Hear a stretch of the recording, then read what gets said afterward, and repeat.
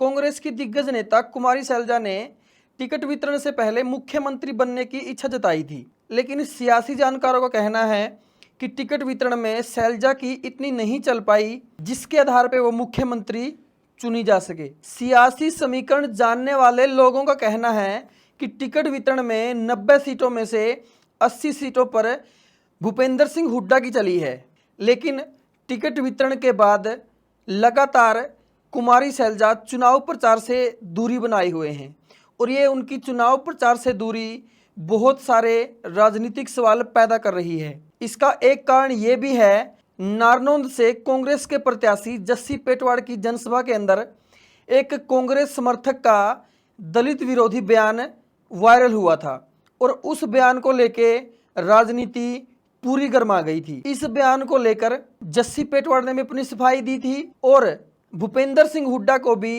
Press conference के जरिए इस बात को संभाला था और उस वायरल बयान के बाद जो राजनीतिक सरगर्मियां हैं वो बढ़ गई थी और भाजपा के आईटी सेल ने भी इस बात का पूरा फायदा उठाते हुए ये चुनाव प्रचार किया कि कांग्रेस के अंदर कुमारी शैलजा का वो सम्मान नहीं है जो होना चाहिए। और केवल भाजपा ही नहीं, कांग्रेस की जितनी विरोधी पार्टियां चुनाव लड़ रही हैं हरियाणा के अंदर, उन सब ने सांसद कुमारी शैलजा के प्रति नरम रुख अपनाया है। बसपा के प्रमुख नेता आनंद ने भी एक बयान के अंदर ये बोला है कि कांग्रेस के अंदर कुमारी शैलजा का सम्मान नहीं है, उनको पार्टी छोड़ देनी चाहिए और बसपा के अंदर आ जाना चाहिए।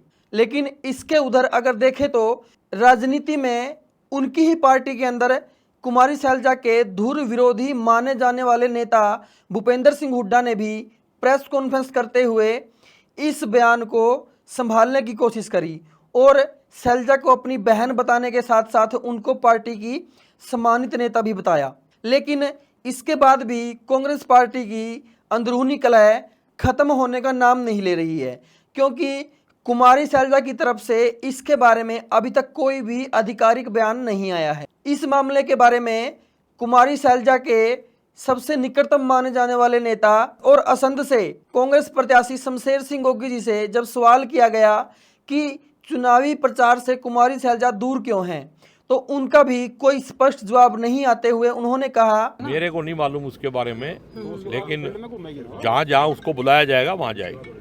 वो पार्टी की सच्ची सिपाही है।